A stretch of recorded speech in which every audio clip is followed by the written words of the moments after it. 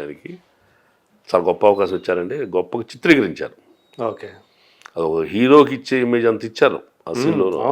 Elevation ఇచ్చారు క్యారెక్టర్కి. Elevation క్యారెక్టర్కి ఆయనకి అంటే ఆ క్యారెక్టర్కి సహాయపడే ఒక సందర్భంలో సహాయపడే క్యారెక్టర్కి ఒక హీరో లాగా డోర్ ఉందంటే డోర్ ఇలా అవతల పడటం, 20 మంది 30 మంది విలన్స్ మీదకి సింగిల్గా అటాక్ ఎదురెళ్ళటం, అవును. ఇదంతా కూడా చాలా హీరోయిటిక్గా తీశారు.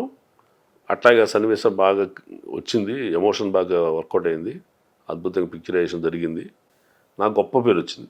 అదే ఒక ల్యాండ్ మార్క్ మూవీ అక్కడ అని చెప్పొచ్చు. ఓకే. ఆ తర్వాత ఇక బాలయ్య బాబు ఫ్యాన్స్ అందరూ కూడా చాలా దగ్గర చూస్తున్నారు నన్ను, నిజంగా చాలా అభిమానించారు. తర్వాత వీరసింహారెడ్డి వెంటనే వీరసింహారెడ్డిలో కూడా మళ్ళీ పిలిపించారు.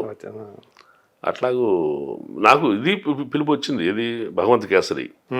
అప్పుడు వేరే సినిమాకి నేను పులివెందుల దగ్గర అవుట్డోర్ 10 days ఉన్నా. ఓకే. వాళ్ళంతా 10 days వర్క్ నామే పెట్టుకున్నారు. దాంట్లో మెయిన్ వెల్గా చేస్తున్నా. మంగంపేట అని టైటిల్ అది. పులివెందుల స్టే చేసాము. ఆ అవుట్డోర్లో చుట్టుపక్కల సరౌండింగ్స్ ఆఫ్ దట్ ఏరియా ఉన్నాము. అప్పుడు 3 days 4 days కావాలని వీళ్ళు ఫోన్ చేస్తే రాలేదని చెప్పేశారు. ఓకే.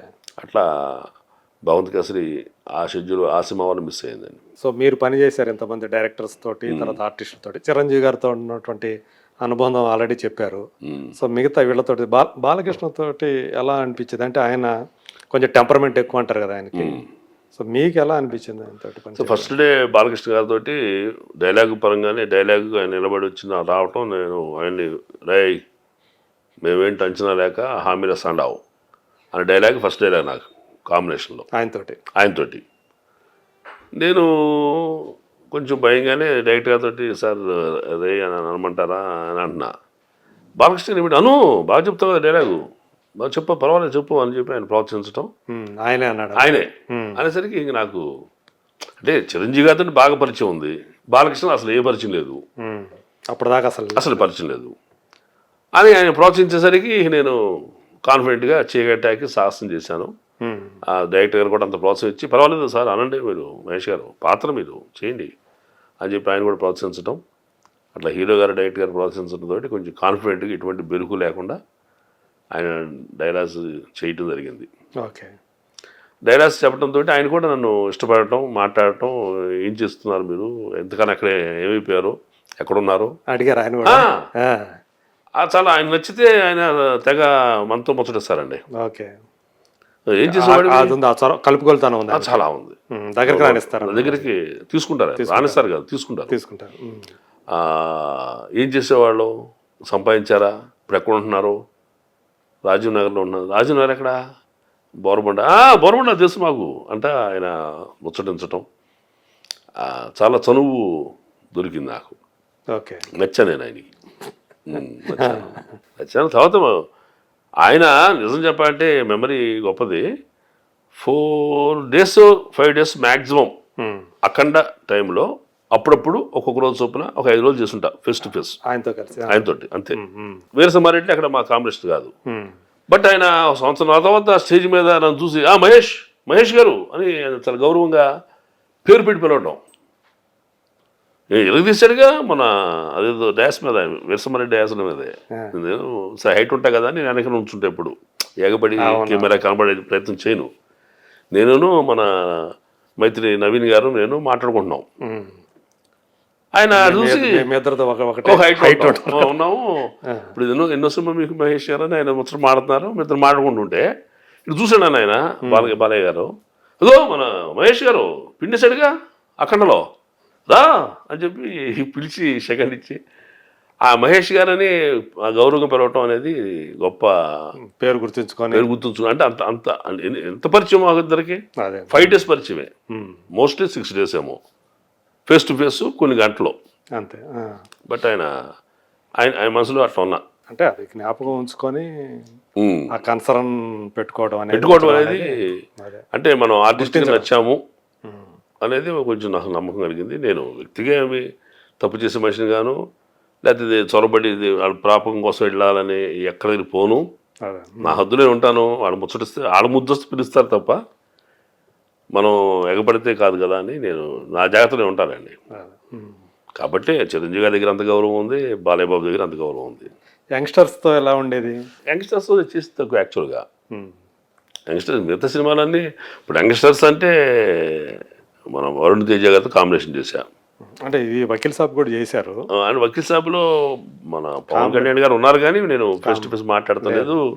ఫేస్ టు ఫేస్ మాట్లాడే సీన్ ఉన్నప్పుడే కాస్త నిలబడి మేము ఇద్దరం ప్రైవేట్ టైం ఉంటుంది మాకు ఆ కెమెరా అడ్జస్ట్మెంట్ టైంలో. గద్దరకొండ గణేష్ టైంలో నా కార్నర్కి సీను వరుణ్ తేజ అని ఉన్నారు, కూర్చున్నారు. సరే ఊనే కాసేపు ఈ ఒకరోజు అయిపోద్ది పరిచయం, మంచి మాట మాట్లాడి కాస్త దగ్గర అవుదామనే ఉద్దేశంతో, బాబు నేను పెదనాన్నగారితో ఖైదీ చేశాను తెలుస్తారు మీరు నాకు అన్నాడు. రంగస్థలం తెలుస్తారు నాకు అన్నాడు. మళ్ళీ నేను చెప్పేది చేశా అని చెప్పడం కాదు, వాడితో చాలా మంచివాళ్ళు, షర్టు పట్టుకుని మడిపెట్టి గట్టిన వాళ్ళు నన్ను ఏం చేయలేదు, కానీ మీరే నా కాళ్ళు అడిగారు పగబట్టా అన్న. బళ్ళు నవ్వాడు ఆయన, సూపర్ స్టార్ మీరు సూపర్ అని. మళ్ళీ చేయలే వరుణ్ తేజతోటి. నెక్స్ట్ వైష్ణవ్ తేజతోటి ఈ సినిమా చేశాం కదా, ఆయన డౌన్ టు ఎర్త్ పర్సన్, నిజంగా చాలా డౌన్ టు ఎర్త్ చిన్న ఆర్టిస్ట్లా ఉంటాడు ఆయన. అంటే ఫస్ట్ తనకి డెబ్యూ ఫిలిమే కదా, డెబ్యూ ఫిలిము. ఇప్పటికీ కూడా ఆయన బిహేవియర్లో ఎక్కడ మార్పు లేదు. ఓకే. సో ఆ ఫ్యామిలీ అంతా కూడా ఒక రెస్పెక్ట్తోనే, భయం రెస్పెక్టు, ఎదుట మనుషులకి గౌరవం ఇవ్వటం అంతా బాగుంటుంది. యంగ్స్టర్స్తో నేను పనిచేసిందంటే వైష్ణవ్ తేజ, రామ్ చరణ్ గారితో రంగస్థలం. ఆయన కూడా డైలాగ్ రంగస్థలం అప్పుడే అనుకుంటా కదా మీ మిస్సెస్. రంగస్థలం ఒక గొప్ప ఇన్సిడెంట్ నా జీవితంలో మర్చిపోలేనిది ఏంటంటే, విషాదానికి అదే పరాకాష్ట, ఆనందానికి అదే పరాకాష్ట. ఒకవైపు మంచి వేషం, ఒకవైపు ఏమో ఈ విషాదం. 1వ తారీఖు ఆవిడ చనిపోయింది. మీ అంటే మీ సాంసారిక జీవితం ఎక్కువ కాలం మీరు గడపకుండానే 20 years నా జీవితం భర్తగా. భర్త పాత్ర చాలా చిన్నది నాకు. ఓకే. 1వ తారీఖున April 1st చనిపోయింది ఆవిడ, 2017. April 5th నా డేట్ ఇచ్చినారు రంగస్థలం. 4 రోజులు గ్యాప్ అంతే. సరే సెకండ్ డే సెరమనీ చేసాము, థర్డ్ డే విజయవాడ వెళ్ళి గుంటూరు కృష్ణ గోదావరి కలిపి వచ్చాను. వచ్చిన తర్వాత డిస్కషన్, రేపు నైట్ వెళుతున్నా నేను అని. ఇక అందరూ అంటే పెద్దలంటే మా మేనత్త, మా పిన్ని గారు, మా అత్తగారు, మా అక్కాయి, మా అన్నయ్య, ఇలాగా నన్ను అరే ఊరేని తిట్టగలిగిన వాళ్ళందరూ కూడా వద్దని వారించారు. వెళ్ళొద్దు, బుద్ధి లేదా నీకు, ఎట్టెళ్తా నువ్వు, కర్మయ్యలోపు పొలి మీద దాటొద్దు అంటారో నువ్వేంట్రా అని మా మేత గట్టిగా మందలించే చనువున్న ఆవిడ. బుద్ధి లేదా నీకు, పిచ్చి పెట్టింది ఏంటారు నీకు, సినిమా పిచ్చి పెట్టింది నీకు, వెళ్తానంటే. నాకు ఇద్దరు ఆడపిల్లలు. ఇద్దరు ఆడపిల్లలు. ఒకరేమో అనుకుంటా. ఇద్దరు ఆడపిల్లలు. పెద్ద పాప డిగ్రీ ఫస్ట్ ఇయర్ చదువుతుంది, చిన్న పాప ఫస్ట్ ఇయర్ ఇంటర్మీడియట్ చదువుతుంది. అప్పుడు లేట్ మ్యారేజ్ కదా నాది. అయితే ఈ నాకేమో ఒక అవకాశాలు వదిలిపెట్టలేము, జరిగిందని తేలేము, కర్మనే మనం దాన్ని వక్రీకరించి మన దాన్ని ఇచ్చేసేది లేదు, మార్చలేము, విధిని మార్చలేము, అవకాశం వదలలేము.